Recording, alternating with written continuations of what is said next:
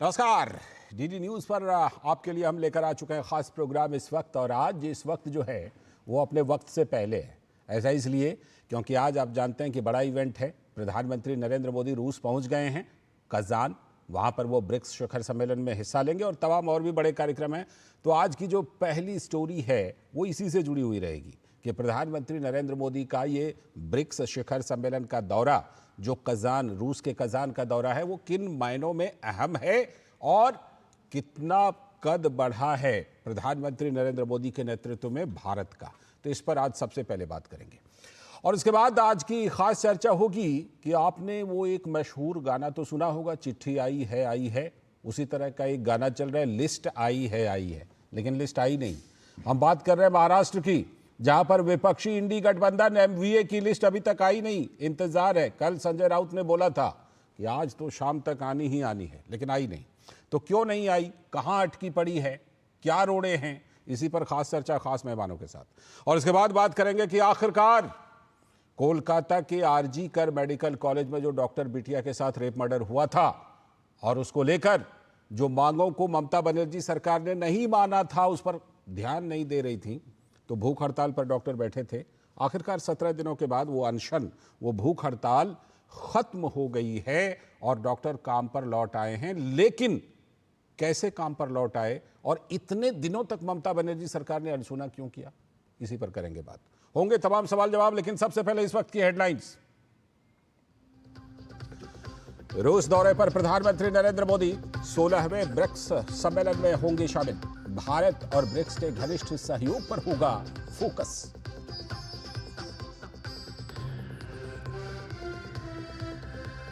महाराष्ट्र में महाविकास आघाड़ी में सीट बंटवारे को लेकर तनातनी के बीच कांग्रेस जारी कर सकती है अपनी पहली सूची। महाराष्ट्र और झारखंड में नामांकन का दौर इस बीच जारी।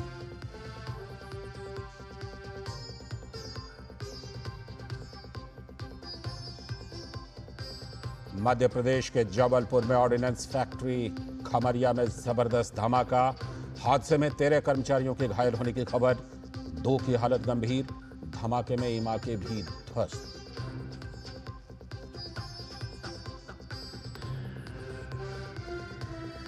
बढ़ते प्रदूषण के बीच दिल्ली एनसीआर में आज से ग्रैब 2 लागू।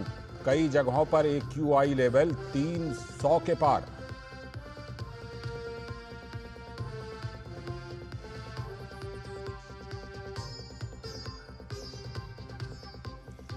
सत्रह दिनों के बाद कोलकाता में आखिरकार खत्म हुआ भूख हड़ताल। 9 अगस्त से लगातार धरना दे रहे थे डॉक्टर्स। पीड़िता को न्याय दिलाने के लिए भूख हड़ताल किया था शुरू।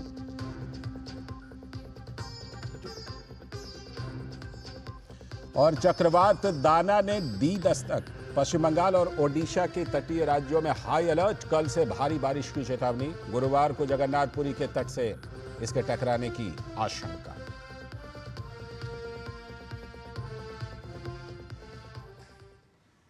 तो ये थी इस वक्त की हेडलाइंस और अब देखते हैं खबरों को विस्तार से। और जैसा कि हमने बताया था कि आज सबसे पहले हम बात करने वाले हैं प्रधानमंत्री नरेंद्र मोदी के रूस दौरे की, जो ब्रिक्स के शिखर सम्मेलन में हिस्सा लेने के लिए गए हैं।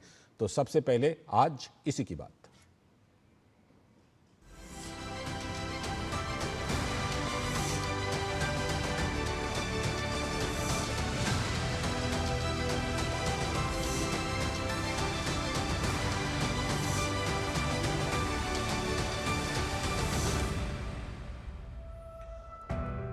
तो प्रधानमंत्री नरेंद्र मोदी रूस के कजान में होने वाले 16वें ब्रिक्स शिखर सम्मेलन में भाग लेने के लिए 2 दिवसीय यात्रा पर पहुंच गए हैं। इस बार के ब्रिक्स शिखर सम्मेलन का विषय न्यायपूर्ण वैश्विक विकास और सुरक्षा के लिए बहुपक्षवाद को मजबूत करना रखा गया है।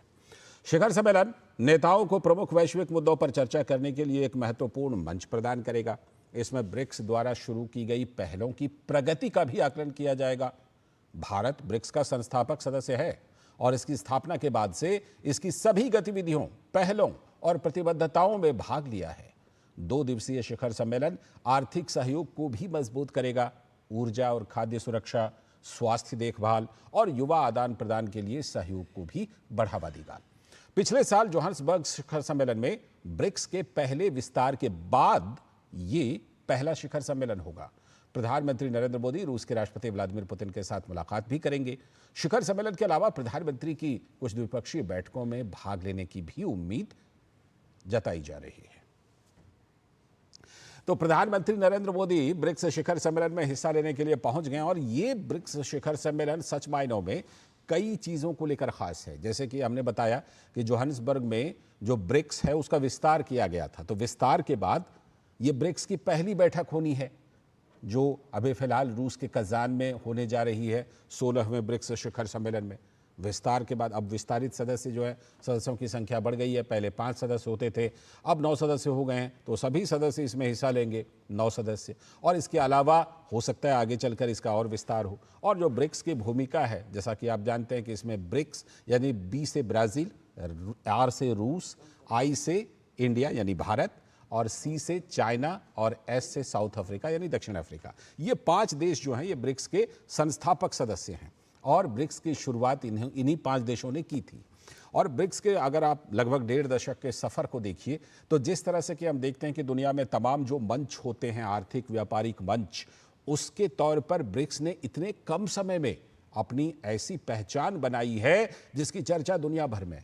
और इसलिए भी ये पहचान बनाई है क्योंकि इससे बड़ी बड़ी अर्थव्यवस्थाएं जुड़ी हुई हैं। भारत, चीन, रूस, दक्षिण अफ्रीका, ये तमाम देश तो इसमें हैं ही, ब्राज़ील, और अब कुछ और जो बड़े देश हैं वो भी इससे जुड़ रहे हैं। तो एक तरह से आप ये कह सकते हैं कि जो आर्थिक व्यापारिक मंच, जैसे कि आपने आसियान का नाम सुना होगा कि उसका बहुत ज़्यादा असर है पूरी दुनिया की अर्थव्यवस्था पर, ठीक उसी तरह से जो ब्रिक्स है, अब अगर ब्रिक्स के संयुक्त प्रभाव को देखा जाए, आर्थिक व्यापारिक प्रभाव को देखा जाए, तो बहुत बड़ा प्रभाव ब्रिक्स का हो चुका है।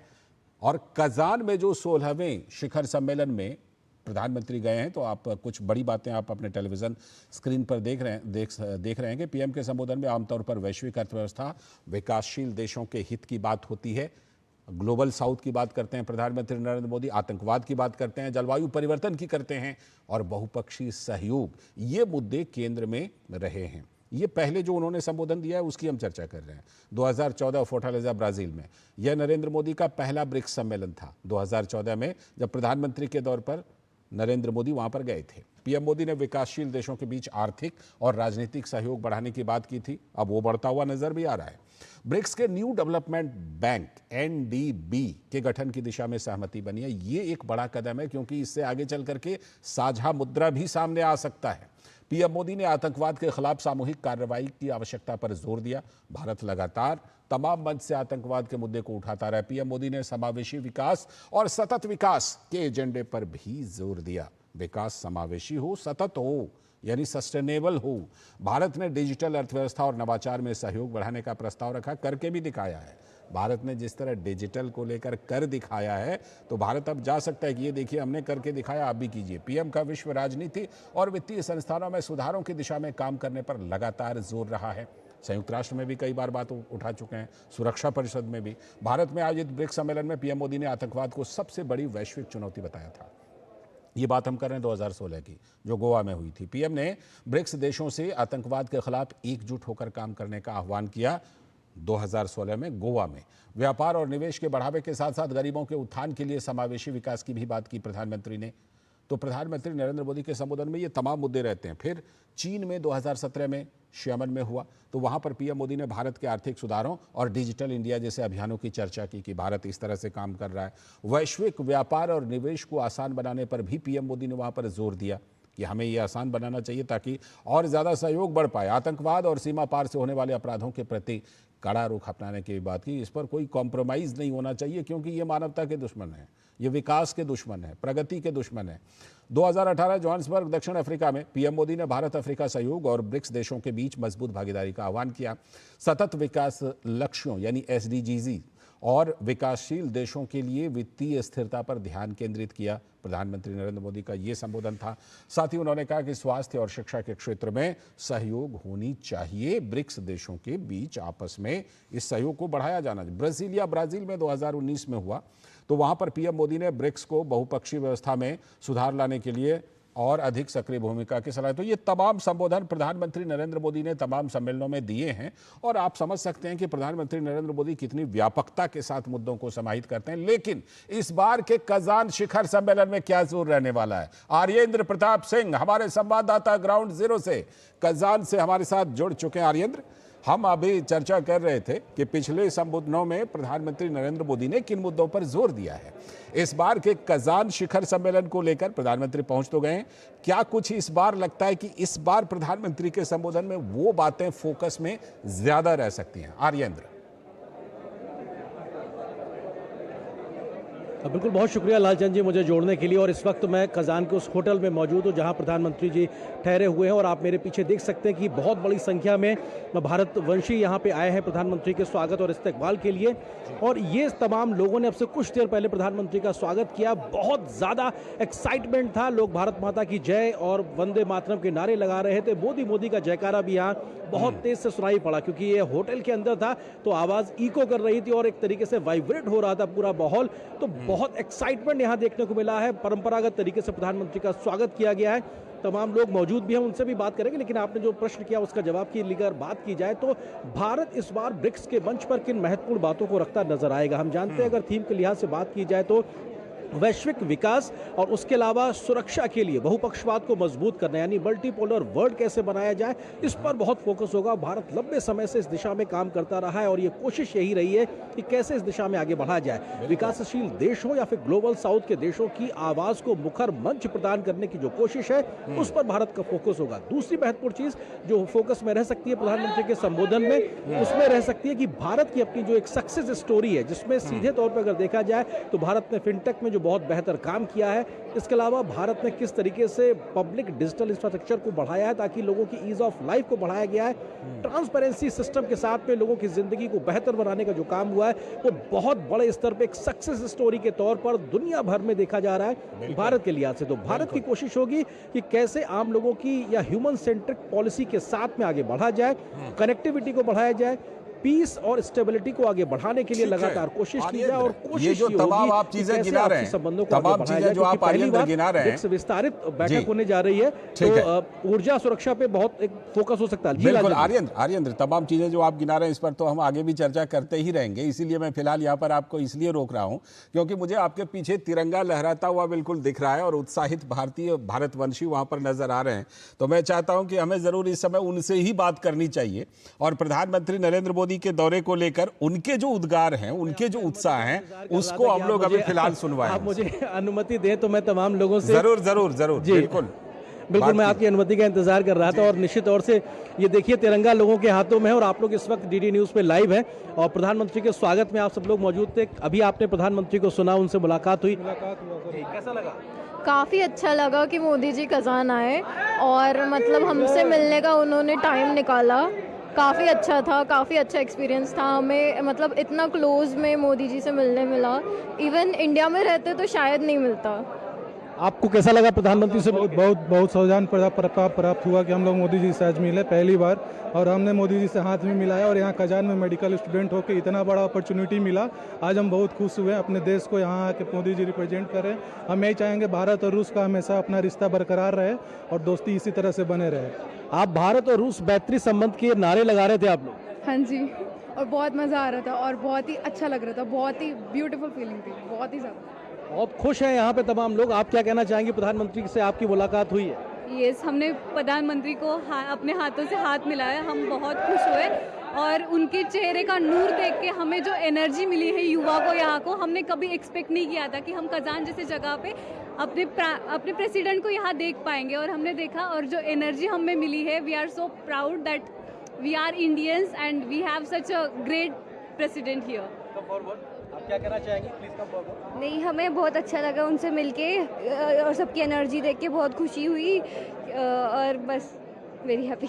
बहुत खुशी हुई। आप भी कुछ कहना चाहते हैं? जी बोलिए। सर, हम बिहार से हैं, यहाँ पे स्टूडेंट हैं। मोदी जी आए, बहुत अच्छा लगा।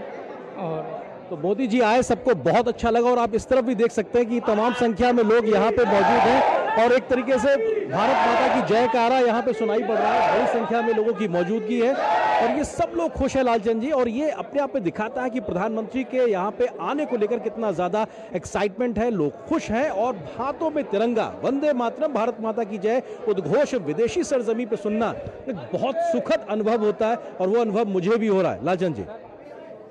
जी बिल्कुल। ये और आर्येंद्र, जिस तरह से कि वहां पर प्रधानमंत्री नरेंद्र मोदी पहुंच गए, जरा संक्षेप में ये भी अब बता दीजिए कि प्रधानमंत्री नरेंद्र मोदी का किस समय क्या कार्यक्रम है। जी, कार्यक्रम के लिहाज से अगर बात की जाए तो अभी तक जो आज का कार्यक्रम है, प्रधानमंत्री होटल में इस वक्त मौजूद हैं और आज ही प्रधानमंत्री की रूस के राष्ट्रपति व्लादिमीर पुतिन जी के साथ में द्विपक्षीय मुलाकात होगी, और इस द्विपक्षीय मुलाकात में निश्चित तौर से दोनों देशों के प्रमुख नेता एक दूसरे के साथ में आपसी हितों से जुड़े हुए वो मसलों पे बात करेंगे। इसके अलावा क्षेत्रीय और वैश्विक मसलों पे बात होगी। अभी जुलाई में ही प्रधानमंत्री मोदी ने मॉस्को की यात्रा की थी। बीते 10 वर्षों में प्रधानमंत्री मोदी की ये 7वीं रूस का दौरा है, और 10 वर्षों में प्रधानमंत्री मोदी और रूस के राष्ट्रपति के बीच में आज 17वीं मुलाकात मीटिंग होने वाली है। तो ये अपने आप में बताता है कि दोनों नेताओं के बीच में घनिष्ठता किस तरीके से, बीते अगर 3 वर्षों की बात की जाए तो करीब 11 बार एक तरीके से, कैन यू कम हियर जैसे आप एक, मैं दिखाना चाहूंगा, यहाँ पे ढोल के साथ भी प्रधानमंत्री का स्वागत किया गया था। इन लोगों ने जब प्रधानमंत्री पहुंचे तो यहाँ पे ढोल बजाया था। कैन यू थोड़ा सा बजा भी दीजिए। हाँ, तो आप देख सकते हैं कि ये ढोल के साथ ही प्रधानमंत्री का स्वागत हुआ था। लेकिन जिस बात का मैं जिक्र कर रहा था वो था द्विपक्षीय मुलाकात और आज के कार्यक्रम की बात को लेकर। उसमें प्रधानमंत्री मोदी और रूस के राष्ट्रपति के बीच में ये 70वीं मुलाकात होगी। इसके अलावा बीते 3 वर्षों में 11 बार टेलीफोन पे बातचीत हो चुकी है। ये 7वां रूस का दौरा है। ये घनिष्ठता को बताता है, और पिछली मॉस्को की मुलाकात में दोनों देशों के द्विपक्षीय संबंधों को, व्यापारिक संबंधों को बढ़ाने के लिए 2030 तक $100 बिलियन का लक्ष्य रखा गया था। शांति स्थापना का प्रधानमंत्री का जो मंत्र रहता है उसका पर भी प्रधानमंत्री अपनी बात रख सकते हैं। तो ये एक तरीके से द्विपक्षीय मुलाकात जो कि तयशुदा कार्यक्रम है रूस के राष्ट्रपति के साथ में, वो घोषित तौर पे बताया गया। लेकिन अभी इस बात की जानकारी हमें सूत्रों से मिल रही है, कुछ और भी राष्ट्र प्रमुखों के साथ में प्रधानमंत्री की आज द्विपक्षीय मुलाकात हो सकती है, लेकिन अधिकृत तौर पर इसकी जानकारी अभी नहीं दी गई, क्योंकि लास्ट मिनट तक बातचीत चलती है समय को तय करने को लेकर, तो वो भी चल रहा है। इसके अलावा आज शाम को राष्ट्रपति पुतिन सभी ब्रिक्स नेताओं के सम्मान में रात्रि भोज का आयोजन कर रहे हैं, और उसमें भी प्रधानमंत्री आज शामिल होंगे, और ब्रिक्स का प्लेनरी सेशन जो है वो कल होगा। बिल्कुल आर्येंद्र, ये तमाम कार्यक्रम की जो आप जानकारी दे रहे हैं, आपसे लगातार जुड़ते रहेंगे, बात करते रहेंगे। फिलहाल आपका बहुत बहुत शुक्रिया। आगे आपसे हम लोग अपडेट लेते रहेंगे, जुड़ते रहेंगे। फिलहाल आपका बहुत बहुत शुक्रिया। तो हमारे संवाददाता आर्येंद्र प्रताप सिंह कजान से जुड़े हुए थे, जहां पर के ब्रिक्स का 16वां शिखर सम्मेलन होने वाला है।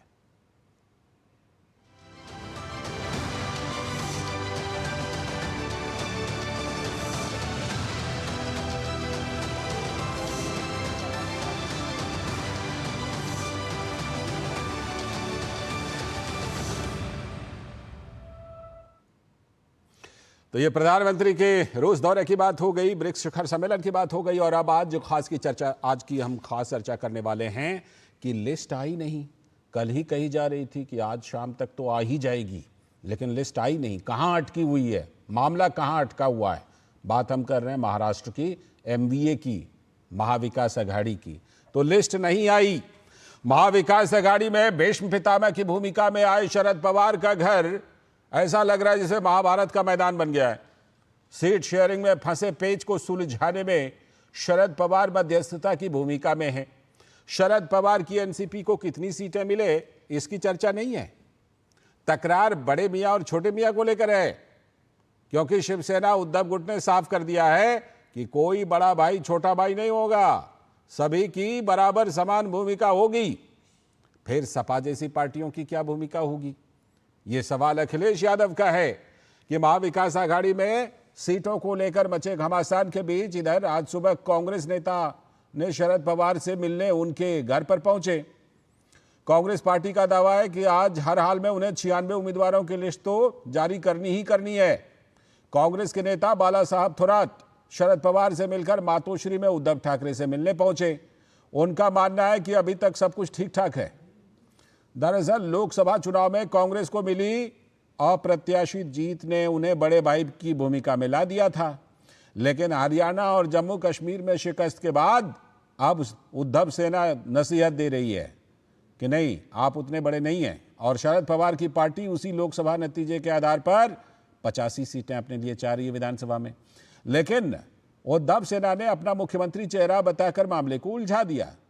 कुल मिलाकर एमवीए का आदर्श स्लोगन बीजेपी को रोकना है कि किसी तरह रोको, इसी थ्योरी पर सपा और ओवैसी जैसी पार्टियों का साथ लेने की भी बात की जा रही है।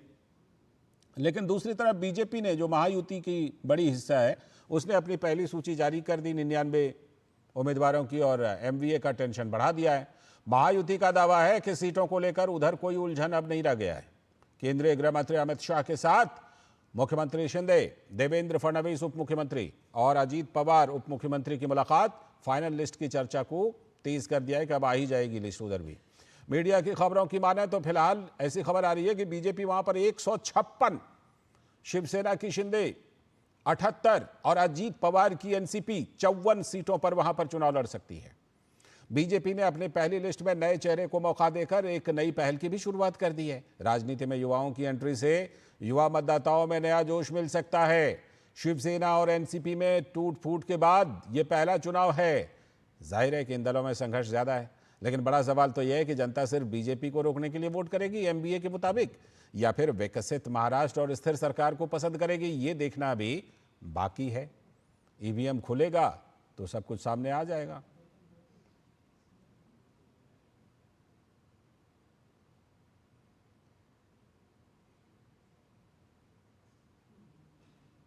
लेकिन शिवसेना उद्धव गुट के नेता संजय राउत का कहना है गठबंधन में हाल चाल सब ठीक ठाक है।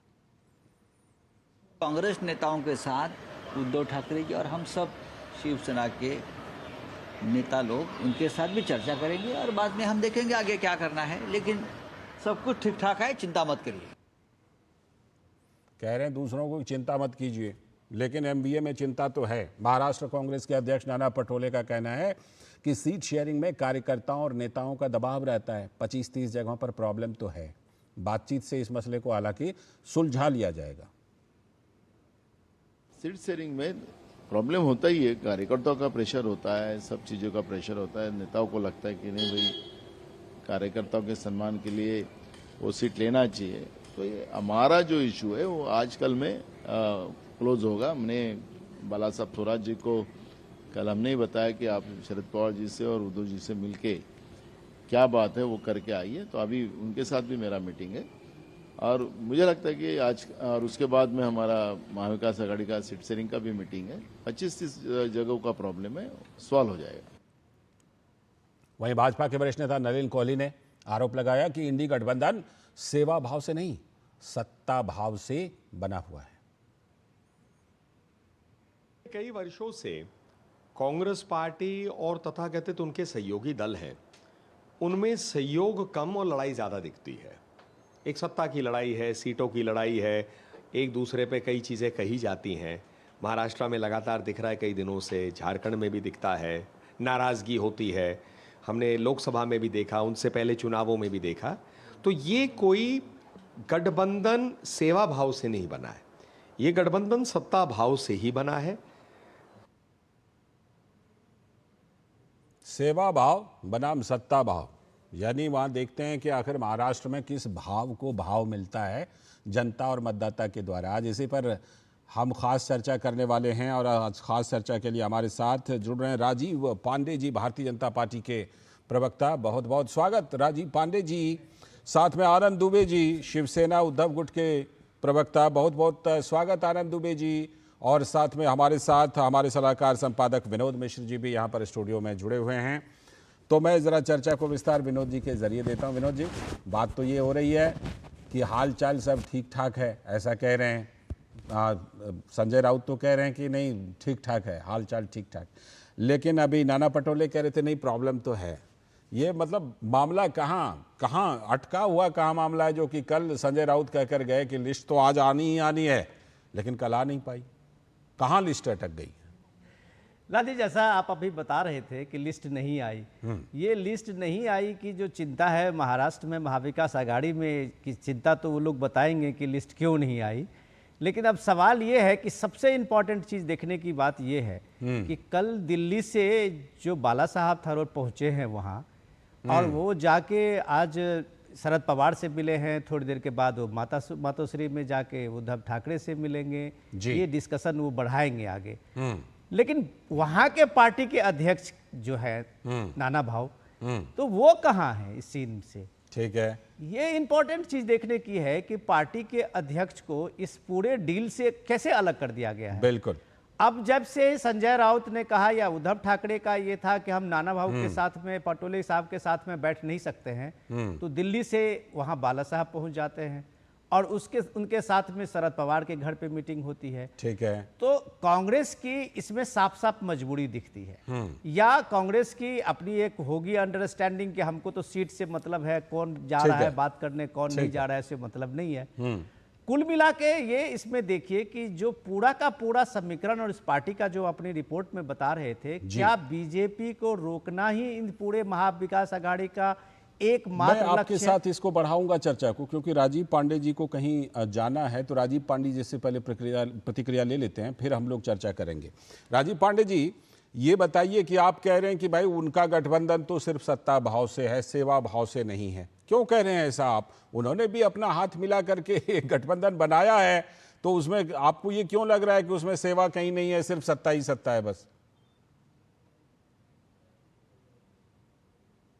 2019 का जो चुनाव था, उस चुनाव में किस प्रकार की स्थिति हुई थी कि हम लोग चुनाव जीत करके आए, और चुनाव जीत करके आए, हमने कांग्रेस एनसीपी को चुनाव में हराया, और जो हमारे साथ जो अलायंस पार्टनर थे, जिसके आनंद दुबे जी बैठे हैं, वो जाकर के उनके साथ बैठ गए। जो सारी सीटें शिवसेना, उस समय यूनाइटेड शिवसेना थी, उसने सारी सीटें जीती थी, वो एनसीपी और कांग्रेस को चुनाव हरा करके जीती थी हमारे अलायंस के साथ। ये तो तथ्य है। तो बस सिंपल एक ही कारण, आपने एक सवाल पूछा, उसका मैंने आपको एक कारण बताया। आज जो परिस्थिति है, इनकी हालत देखिए आप। उद्धव जी कहते हैं मुझे सीएम डिक्लेयर करो, नहीं तो मैं भाग जाऊंगा, मैं अलग लड़ लूंगा। दूसरी तरफ देखिए, कांग्रेस कह रही है मैं इनको सीएम नहीं करूंगा, क्योंकि उनको तो बाला साहेब ठाकरे से भी तो बात है ना। हिंदू सम्राट जो बाला साहेब है, जो हमारे दैवत है, उनको पसंद तो करते नहीं है, के साथ अलायंस किया अपनी सत्ता लोलुपता के कारण। तो इनकी दोनों पार्टियों की सत्ता लोलुपता जो है ना, वो बिल्कुल दिख रही है, और जिसके कारण से इनका अलायंस नहीं। और जो एक बात है जो मैं कहना चाहता हूँ, जरूर, इनको पता है, जैसे आनंद दुबे जी की पार्टी को पता है कि मुंबई ठाणे कोंकण में खाता खुल गया तो खुल गया, बाहर और तो कुछ होना नहीं है। कांग्रेस को पता है कि विदर्भ में जो 61-62 सीटें हैं, वहां कुछ हो गया, 2-4 सीट आ गई तो आ गई, नहीं तो कुछ नहीं होना है। एनसीपी को पता है कि वेस्टर्न महाराष्ट्र में जो शरद पवार वाली जो एनसीपी है, कि वहां कुछ हो गया तो हो गया। इसलिए ये बंदर बांट में लगे हुए हैं कि किसी तरीके से हमारे एरिया की सीट में हमें ज्यादा सीट मिल जाए, और झगड़े का मूल कारण यही है। मेरे पास कोई इंफॉर्मेशन नहीं है, I am a student of political science, इसलिए मुझे लग रहा है लॉयर होने के नाते कि ये कारण है। नहीं तो एक बात बताइए, इलेक्शन में एक जो हमारी पार्टी है, वो 100 सीट के करीब हम डिक्लेयर कर चुके हैं, बाकी भी हो जाएगी खत्म। ये अभी तक कह रहे नहीं सीएम बनाना है कि नहीं बनाना है, ये कह रहे हैं कि किसको कितना लड़ना है, किसके साथ लड़ना है, ये परिस्थिति है। और इनके और जो 2-3 अलायंस पार्टनर है, उसमें एक समाजवादी पार्टी है जो यूपी से, वो किस तरीके से कॉम्युनल पॉलिटिक्स कर रही है। वो कह रहे हैं 8 मुस्लिम एमएलए जिता दो, फिर हम देख लेंगे। मतलब ये तरीका है। ये आनंद दुबे जी देखें अपने। दूसरा एक एआईएम है, वो कहता है हम तो औरंगजेब का शासन ले आएंगे। अब इस तरीके का राजनीति करने वाले लोग के साथ सोचिए कि किस स्थिति में, किस मनः स्थिति में उद्धव साहब ठाकरे बैठते होंगे। ठीक है, 2 बातें मैं नहीं कह रहा हूं, अबू आदमी ने कहा है 2 दिन पहले। ठीक है, और ये जो 2 बातें हैं, ये मेरा कहना है। जी राजीव जी, आपने क्योंकि आनंद दुबे जी का कई बार नाम लिया, तो मैं सीधे आनंद दुबे जी के पास चलता हूं। आनंद दुबे जी, मुझे लगता है कि जो मैंने इनसे सवाल पूछा सेवा भाव और सत्ता भाव वाला, तो उन्होंने सत्ता भाव क्यों कहा, उसको लेकर उन्होंने राजीव जी ने पूरा जवाब दिया। और मुझे लगता है उसमें सबसे ज्यादा निशाना जो है वो आपकी पार्टी पर ही है कि देखिए, कांग्रेस और एनसीपी वो तो रहे हैं लंबे समय से, वो विचारधारा के मामले में भी काफी करीब रहे हैं एक दूसरे के, लेकिन आपके ऊपर सबसे ज्यादा सवाल है इस चीज को लेकर। आनंद जी। लालचंद जी नमस्ते। नमस्ते सर। 70 के दशक में एक फिल्म आई थी मेरे अपने, उसमें एक गाना था, हाल चाल ठीक ठाक है, मैंने उसका जिक्र किया, सब कुछ ठीक ठाक है, हाँ, आपकी कृपा से सब ठीक ठाक है। बहुत अच्छा अब इस गाने का अर्थ ये है कि सब कुछ ठीक ठाक है। अब जब सब कुछ ठीक ठाक है तो कलह, अंतर्द्वंद, मनभेद, मतभेद, इसकी कोई जगह नहीं बचती है। क्योंकि अगर सब कुछ ठीक ठाक नहीं होता तो जरूर ये सब चीज का प्रसंग आता। सब कुछ ठीक है, सब कुछ ठीक है, तो लिस्ट क्यों नहीं आ रही? नहीं आएगी ना, आएगी ना। हमारी रणनीति का एक हिस्सा है। अच्छा ठीक है, ठीक। हमारी सोची समझी रणनीति का एक हिस्सा है। हम देख रहे हैं, सामने वाले की रणनीति देख रहे हैं। अब उनके उम्मीदवारों को हमने देख लिया, उनके 99 उम्मीदवार हमको दिख गए। अब हम अपने उम्मीदवारों को उतारेंगे। हम जिताऊ सीटों, तो इसी सीट तर्क वाले के नेता आधार हैं। पर आनंद दुबे जी, जो आपने जी। तर्क दिया, इसी तर्क के आधार पर हम मान लें कि पहले वो जिन जिन सीटों की करते जाएंगे, जैसे 99 पर उन्होंने किया, अब आप 99 कर देंगे, ठीक उसी तरह 288 सीटों की जब वो कर देंगे तब आपकी लिस्ट आएगी, ये मान हाँ, के चले। बिल्कुल, ये हमारी रणनीति का हिस्सा है। बिल्कुल ठीक है, मान के चलिए। ठीक है, ठीक मानने है। में क्या जाता है। हम जिताऊ पूत हैं। एक कमाऊ पूत होता है, एक जिताऊ पूत होता है। अच्छा। जिस पार्टी में जीत की होड़ मची हो, वही एक प्रकार से भीड़ मचती है, वही एक प्रकार से खींचातानी होती है। जो हारने वाले हैं, जिनको पता है कि हम सुपड़ा साफ हो रहा है, विपक्ष में बैठेंगे, वहां एक सीट से एक ही आदमी टिकट मांगता है। लेकिन जहां जीत सकते हैं वहां 4-4, 5-5, 20-20 आदमी मांगते हैं कि नहीं लेकिन यार, कोई भी हरियाणा जीत में सकता कुछ है। और दिखा था, हरियाणा में कोई कुछ बात- और दिखा। कोई बात नहीं, हरियाणा में जो दिखा वो कांग्रेस की भूल थी। जब उन्होंने भूल की तो हमारी पार्टी ने उनको एक आईना दिखाया कि भैया अति आत्मविश्वास मत बहो, अभी झारखंड और महाराष्ट्र बाकी है। उन्होंने हमारी बात मानी। मैं तो अब वो कई बार रणनीति कर रहे कंफ्यूज हैं। होता हूं कि हरियाणा के नतीजे से बीजेपी ज्यादा खुश है या आप लोग ज्यादा खुश हैं? खुश और गम का तो सवाल नहीं उठता। निंदक नियरे राखी आंगन कुटी छवाए, बिन क्या साबुन बात है, पानी बिना बहुत अच्छा, निर्मल बहुत करे अच्छा, सुआए। बहुत अच्छा। तो अगर हम अपने मित्रों की निंदा नहीं करेंगे, उनकी खुशामद करेंगे, चमचागिरी करेंगे, तब तो बीजेपी और हमें क्या फर्क रह जाएगा। तब तो लुटिया जैसे बीजेपी की डूब रही है। हाँ, मैं आ रहा हूँ आनंद जी, आ रहा हूँ बाकी चीजों को लेकर। विनोद जी, आपको जरूर कुछ कहना चाह रहे हैं, क्योंकि आपने बड़ी अच्छी बातें कही। इंटरेस्टिंग आनंद जी बहुत इंटरेस्टिंग डिस्कशन में अपना पॉइंट रखते हैं और बहुत शानदार रखते हैं। मैं तो उनका कायल हूँ, इतना बढ़िया बताते हैं। लेकिन मैं जो जितना समझ पाया आनंद जी जो बता रहे थे, उसमें मैं थोड़ी सी कुछ जानना चाहूंगा उनसे कि ये पूरा जो सीट शेयरिंग की बात जो थी और अभी तक जो लिस्ट नहीं आई है, वो सिर्फ क्या 2024 के लोकसभा के चुनाव परिणाम को लेके जो पार्टी ने अपने अंदर में ये पाल लिया है कि महाराष्ट्र की जनता जो 2024 के लोकसभा में जिस तरह से वोटिंग किया था, उसी पैटर्न पे क्या असेंबली चुनाव में भी करने जा रही है? हरियाणा ने तो नहीं किया। हरियाणा में तो नहीं किया। तो अब दुबे जी एक मिनट जरा सुनिएगा कि अगर आपके जिसको लोग कह रहे हैं, जो पॉलिटिकल पंडित हैं, वो कह रहे हैं कि जो लोकसभा के चुनाव के परिणाम जो थे, महाराष्ट्र में इलेक्शन स्ट्रेटेजी जो थी आपकी, वो एक बार चलने वाला एजेंडा था। संविधान बचाओ, लोकतंत्र खतरे में है, आरक्षण खत्म हो जाएंगे, ये एक बार ही चलता है ये एजेंडा, बार बार नहीं चलता।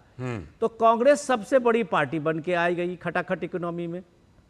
अब कांग्रेस पार्टी अगर मान लीजिए 13 सीटें जीते थी, आपके भी 9 सीटें आई थी, तो ये उत्साह जो आपका लोकसभा चुनाव के से बना है, लड़ाई तो वहां है। कांग्रेस पार्टी कह रही है बड़े मियां तो हम हैं इस पूरे इससे चुनाव के आपके परिणाम के बाद। आप कह रहे हैं कि संगठन बेस हमारा है। महाराष्ट्र में जो सबसे बड़ी कामयाबी जो है वो तो शरद पवार की है, जिसे कुछ भी नहीं करना पड़ रहा है। आप दोनों पार्टी घर जा रहे हैं उनके और जा के मिल रहे हैं। बाला साहब के पार्टी शिवसेना को हमने ये पहली बार हम लोगों ने देखा है राजनीति में। आनंद दुबे जी बुरा मत मानिएगा, उद्धव ठाकरे कैसे दौड़ के शरद पवार के घर जा रहे हैं, उनसे मिल रहे हैं, उनसे राय ले रहे हैं। और शरद पवार ने एक बार मना किया कि आप सीएम के पोस्ट का जो आप राय रख रहे हैं अपनी, और सीएम आपका चेहरा बना दे, ये बात आप कहना बंद कीजिए, तो आपने बंद कर दिया। बिल्कुल, मैं इस पर आनंद दुबे जी का जरूर जवाब लूंगा, लेकिन शिशिर शेलार हमारे संवाददाता मुंबई से जुड़ चुके हैं, उनसे जरा पता करते हैं कि ये कृपा कहाँ रुकी हुई है, लिस्ट कहाँ अटकी हुई है। शिशिर, कल संजय राउत ने बोला था कि आज शाम आई जाएगी, कहाँ अटक गई है, क्या खबर मिल रही है? बिल्कुल, देखिए ये गाड़ी एक स्टेशन से दूसरी स्टेशन की तरफ जा रही है, लेकिन अपने गंतव्य तक नहीं पहुंच रही है। इस वक्त मौजूदा स्थिति में अगर कहे तो शरद पवार के घर जो है बैठक हुई थी, जिसमें बाला साहब थोरात मौजूद थे, और अब कुछ ही मिनटों पहले वहां से वो निकल के जो है अब उद्धव ठाकरे से मिलने जा रहे हैं। मतलब काफ़ी स्पष्ट है कि कल जो है मैराथन बैठक दिल्ली में हुई थी, जिसमें कांग्रेस के नेता थे, लेकिन उसके बाद अब उसका दूसरा संस्करण मुंबई में देख पा रहे हैं, जो बैठक का दौर अभी तक जारी है। कांग्रेस की तरफ बयान आया था कि आज सुबह तक जो है वो या अपनी लिस्ट जो है जारी कर देंगे। कल रात का भी जो है कहा था शायद ये लिस्ट आ जाएगी, लेकिन अब तक ये लिस्ट नहीं आ रही है। मतलब कहीं ना कहीं अब तक जो पेंच है वो फंसा हुआ है और इसीलिए बैठकों का दौर ये जारी है। दूसरी महत्वपूर्ण इसमें ये भी है कि अब चेहरे बदल गए हैं। मतलब इससे पहले जब कांग्रेस से नाना पटोले जो है वो बातचीत के लिए आते थे, तो वही दूसरी ओर से हम देख पा रहे थे कि संजय राउत जो है ठाकरे पार्टी से वो सामने आते थे। लेकिन अब आज हमने देखा कि बाला साहब थोराट को जो है वो आगे कर दिया गया है, वो अब बातचीत कर रहे हैं। तो वही दूसरी ओर से हम देख पा रहे हैं कि शायद अनिल देसाई सामने आ रहे हैं। तो एक गहमा गहमी थी, वो कम करने का प्रयास दोनों पार्टियों द्वारा किया जा रहा है इस वक्त, और शांति से किस प्रकार से विचार किया जाए, चर्चा की जाए, इसीलिए ये पहल की जा रही है। और इसीलिए जैसे मैंने पहले कहा कि कांग्रेस और शिवसेना की बीच में ये अनबन थी, लेकिन अब जो है इसमें मध्यस्थी शरद पवार ने की। आज उनके साथ भी बैठक हुई और अब इसके आगे का अध्याय लिखा जाएगा कि इस प्रकार से इस पूरे चर्चा में सहमति बनाई जाएगी। इस पर अब तक कोई स्पष्टता नहीं है, लेकिन चर्चाओं का दौर जारी है अलग चेहरों के साथ। ठीक है, मैं आपके पास और अपडेट के लिए लौटूंगा, लेकिन पहले अब आनंद दुबे जी के पास। आनंद दुबे जी, हमारे संवाददाता कह रहे हैं कि जो पहले वाले दोनों तरफ से बात कर रहे थे, लगता है उनकी केमिस्ट्री कुछ गड़बड़ा गई, इसीलिए दोनों को बदल दिया गया है। लालचंद जी, पहले मैं मिश्रा जी की बात का जवाब जरूर। देखिए, राजनीतिक और सामाजिक जीवन में एक सभ्यता की सूचिता होती है। एक 83 वर्ष का बुजुर्ग जो बहुत ज्यादा यंग नहीं है, कुछ ज्यादा स्वस्थ भी नहीं है, फिर भी वो काम कर रहे हैं, तो क्या हम उनसे मिलने उनके घर नहीं जा सकते? क्या ये जरूरी है कि वही हमारे घर आएंगे? ये हमारी सभ्यता सूचिता हमें ये नहीं देती, परमिशन नहीं देती। तो हम उनके घर जा रहे हैं, इसमें न तो हम छोटे हो जा रहे हैं, न तो बहुत बड़े हो जा रहे हैं। एक राजनीतिक सूचिता है, उसके नाते हम जा रहे हैं। दूसरी चीज, लोकसभा के कुछ मुद्दे होते हैं, लोकसभा प्रधानमंत्री बनाने के लिए होता है, और जो विधानसभा का चुनाव होता है राज्य का विषय होता है और मुख्यमंत्री के लिए चुनाव होता है। जिस प्रकार एक चलती फिरती सरकार को षड्यंत्र करके गिराया गया, दो बड़ी पार्टियों को तोड़ा गया, उनका नाम और चुनाव चिन्ह छीना गया, ये भी एक बहुत बड़ा प्रश्न चिन्ह है महाराष्ट्र की जनता के सामने। क्या ऐसी सरकारों को ही हम झेलते रहेंगे कि जो अपनी कुनीतियों के कारण हमारे राज्य को पीछे ले जा रही हैं? जब रोजगार की बात होती है तो रोजगार लाने की बजाय जो आया हुआ रोजगार है वो दूसरे शिंदे गुट का तो ये कहना है, आनंद दुबे जी, शिंदे गुट का ये कहना है कि क्योंकि आप अपने मूल सिद्धांत से एकदम भटक गए सत्ता के लिए, तो वो क्या करते? उन्होंने कहा बाला साहब के सिद्धांत पे चलेंगे, उन्होंने अलग पार्टी बना ली। उन्होंने कहा कि भाई हम तो अपने सिद्धांतों को नहीं छोड़ेंगे और हमारे सिद्धांत बीजेपी से मिलते हैं, उन्हीं के साथ मिलकर चुनाव लड़ा था, तो जा रहे सरकार बनाने। हो सकता है उनका एक तर्क होगा, लेकिन चुनाव होने के और सरकार चलने के 2.5 वर्ष बाद उनको अगर ये ज्ञान प्राप्त हुआ है तो उनके ज्ञान को बहुत बहुत हम धन्यवाद देते हैं। ये बात वो शुरू से कह रहे हैं। नहीं, बिल्कुल नहीं। जब पहली शपथ हुई थी छत्रपति शिवाजी महाराज मैदान पर, दादर शिवाजी पार्क में, तब यही भाई साहब जो एकनाथ शिंदे जिनका नाम है, ये मंत्री पद की शपथ भी लिए हुए थे। ये नंबर 2 नेता थे हमारी टीम में। मतलब उद्धव ठाकरे जी के बाद नंबर 2 अगर कोई रहा है तो एकनाथ शिंदे जी रहे हैं। बिल्कुल। खैर, वो बहुत बड़ा विषय है, उसमें पूरा महाराष्ट्र, पूरा देश जानता है। ठीक है, मैं अभी आपके रिपोर्टर भैया का जवाब देना चाहूंगा। हाँ, जरा दीजिए कि क्या कोई केमिस्ट्री गड़बड़ा गई पहले दोनों के इंटरलोक्यूटर थे बातचीत वाले? देखिए, ऐसा है, ऐसी कोई बात नहीं है। नाना पटोले जी कई बार कह चुके कि संजय राउत साहब हमारे दोस्त हैं, और संजय राउत साहब कह चुके कि नाना पटोले जी हमारे दोस्त हैं।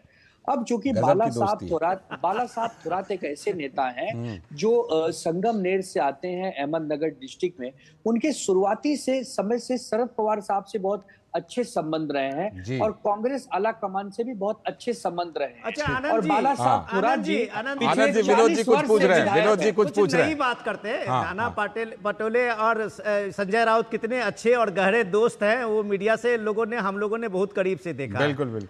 अगर ये बस चले दोनों के आमने सामने हो जाए तो शायद 1-2 आदमी कुछ और कर भी सकते हैं। कोई बात। मैं आनंद जी आपसे सिर्फ ये पूछना चाहता हूँ कि ये मामला जो बीजेपी को रोकने वाला अभियान है, जिसके अगुवा बन के आप सामने में खड़े हैं, देखिए बुरा नहीं मानिएगा, आपके अभी बीजेपी के प्रवक्ता यहाँ नहीं है, वो शायद उनकी दूसरी जगह कुछ थी तो वो शायद अपॉइंटमेंट पहले चले गए थे।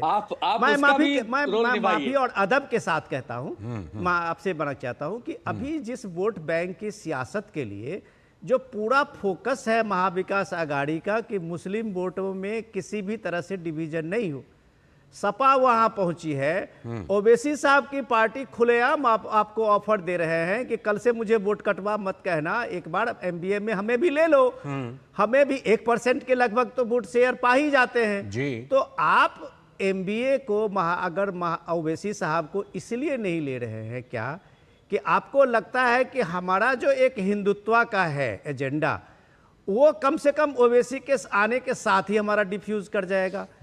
अब यहाँ सपा में जैसे आपने देखा कि सपा वहाँ के 4 सीट तो उन्होंने डिक्लेयर कर दिया है और वो आपको मानता है कि सबसे बड़ा जो मुस्लिम वोट बैंक है उसमें सपा का आप कह रहा है कि हम उस वोट बैंक के सबसे बड़े पहरे हैं। शिवसेना आपकी पार्टी जब से एक सॉफ्ट एक अप्रोच ली है सेकुलरिज्म का, उसमें जब से आप कांग्रेस के साथ आए हैं, यही डॉट तो आपके पार्टी में है जो लाल जी आपको कह रहे थे। क्या शिवसेना अपने पूरे पुराने जितने भी उनकी छाप है उनको बदल के एक पूरे सीडो सेकुलर का जो एक महाराष्ट्र में कांग्रेस का रहा है या एनसीपी का रहा है, आप उस केमिस्ट्री में घुल गए हैं या आप वही पुराने हिंदुत्व वाले शिवसेना? और जब 2 कदम बढ़ गए तो 2 कदम और बढ़ जाइए, ओवैसी जी को ले लीजिए साथ में, क्या दिक्कत आपका है? एक भी वोट नहीं कटेगा।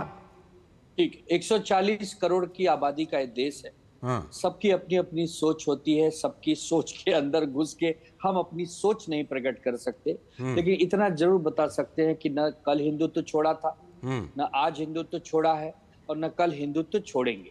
हमने बीजेपी को छोड़ा है। कुछ लोग भ्रमित हो जाते हैं कि बीजेपी मतलब हिंदुत्व, तो बीजेपी पीडीपी के साथ जाए तो कोई परेशानी नहीं, ये एमआईएम बीजेपी की बी टीम बनकर काम करे तो किसी को कोई परेशानी नहीं। हम एमआईएम या समाजवादी पार्टी की बात ही नहीं करना चाहते, हम बात करना चाहते हैं अपनी पार्टी की। ठीक है। हमारी पार्टी को पूरे महाराष्ट्र में अगर आप देखेंगे तो बड़ी संख्या में हमको हिंदू मतदाता मतदान करता आया है और करता है। पहली बार 2024 के लोकसभा चुनाव में मुसलमान भाई बहनों ने हमको तो मतदान पार्टी टूटने किया। के बाद तो एक ही चुनाव हुआ है ना, पार्टी टूटने के बाद एक ही चुनाव। मैं वही बोल रहा हूँ, जो पार्टी टूटने के बाद चुनाव हुआ उसमें मुसलमान भाई बहनों ने हमें मतदान किया। उसका सबसे बड़ा कारण ये भी रहा कि उद्धव बाला साहब ठाकरे जी पर जो अन्याय हुआ, उनकी पार्टी पर जो अन्याय हुआ, एक मतदाता के रूप में मुसलमानों ने देखा। बताइए, दूसरा, जिनके हमदर्द आप नहीं थे वो आपके हमदर्द बन गए। सुनिए पहले, दूसरा हम जहां तक समझते हैं हम तो अबोध बालक। अच्छा आनंद जी, आपका अबोध बालक नहीं है, आप हम सब के बीच में सबसे बड़े राजनीतिक पंडित हैं। एक मिनट जरा सुन लीजिएगा अभी, एक मिनट आनंद जी, अभी वक्फ बोर्ड पे आपके सांसद आनंद जी एक मिनट जस्ट, आप बहुत इंटरेस्टिंग बात आप कह रहे हैं। हिंदुत्व पे आपका ज्ञान सुन के तो हम अभी एकदम अभिभूत हैं। मैं बस आपसे ये जानना चाह रहा हूं कि अभी पार्लियामेंट में लोकसभा में जब चर्चा चल रही थी वक्फ कानून पे, अमेंडमेंट बिल पे, तो शिवसेना आपकी पार्टी के सांसद उसमें से अलग हो गए थे। बिल्कुल। अब इसको लेके जब आपके यहाँ आपके ऑफिस पे तो ये तो आरोप लगेगा कि आपने रास्ता छोड़ दिया पहले वाला। समुदाय के लोगों ने जब धरना दिया और प्रोटेस्ट किया कि भाई हमारे वोट से आप जीत के आए हो और वक्त पे बोलने के बजाय आप ये पीछे छट जाते हो, तो क्या ये संकट शिवसेना के सामने में है अभी भी? इस बात को ये फेस करना कि आप मुसलमानों के हितैषी पार्टी हैं या हिंदुत्व की बात करने वाले हैं? छोटा सा अपडेट शिशिर से भी मैं आ रहा हूं। शिशिर से एक छोटा सा अपडेट। शिशिर, ये बताइए कैसे, क्या महाविकास अघाड़ी ये तो लग रहा है कि ओवैसी जी को एडजस्ट नहीं करेगी, समाजवादी पार्टी को एडजस्ट करेगी क्या? कुछ संकेत मिल रहे हैं? जी 12 सीटें मांगी थी समाजवादी पार्टी ने जब ये बातचीत का दौर शुरू हुआ था। तो फिर बात करें अलग अलग महाराष्ट्र के हिस्सों की जो मुस्लिम बहुल इलाके हैं वहाँ पर जो है समाजवादी पार्टी ने कहा कि पूरा दमखम के साथ वो चुनाव लड़ेगी, लेकिन ये 12 से फिर घटकर 5 तक का आंकड़ा है। जब हमने बात की अबू आज़मी से तो अबू आज़मी ने कहा कि 5 सीटों पर तो हमारा दावा ज़रूर रहेगा, फिर चाहे वो भिवंडी की बात करें, धुलिया की बात करें, मालेगांव की बात करें, भाईकला की बात करें, ऐसे तमाम सीटें हैं जहाँ पर जो है समाजवादी पार्टी अपना दावा चाहती है कि उनको ये सीट मिले। तो ये जो निगोसिएशन था वो 12 से घटकर 5 पे आ गया, लेकिन क्या 5 सीटें भी देने के लिए देंगे कि नहीं देंगे? आनंद जी, देंगे 5 सीट देकर एडजस्ट कर लेंगे क्या एमबीए में? आनंद जी। लालचंद जी मुझे पूछ रहे हैं? जी जी बिल्कुल। देखिए ऐसा है कि समाजवादी पार्टी की वर्तमान में 2 सीटें चुनकर आई हैं। जब हम एक गठबंधन में लड़ते हैं तो हम देखते हैं कि किसकी ताकत जहां ज्यादा है उसको प्राथमिकता दी जाती है। ठीक है। पूरे महाराष्ट्र में समाजवादी की बहुत बड़ी ताकत नहीं है। आप भी जानते हैं, मैं भी जानता हूँ, शिशिर जी भी जानते हैं और विनोद जी भी जानते हैं। ठीक है, लेकिन ठीक है, वो हमारे मित्र हैं। अखिलेश यादव जी के हमारे अच्छे संबंध हैं, वो इंडिया गठबंधन के एक अच्छे अहम हिस्से हैं। तो 1-2 सीट जरूर उनको हम बढ़ा के दे सकते हैं। बहुत बड़ा गैप है, वो 12 मांग रहे हैं, आप 2 दे रहे हैं, बहुत बड़ा गैप है। वो 100 भी मांग सकते हैं, मांगना उनका अधिकार है, देना न देना हमारा अधिकार है, मांगने से कुछ नहीं होता। दूसरा, वक्फ बोर्ड के भी बात चली। हाँ, संक्षेप में दीजिएगा क्योंकि अब हमारा जब वक्फ बोर्ड का विषय दिल्ली में था, उसी समय हमारे नेता उद्धव बाला साहब ठाकरे जी दिल्ली यात्रा पर थे।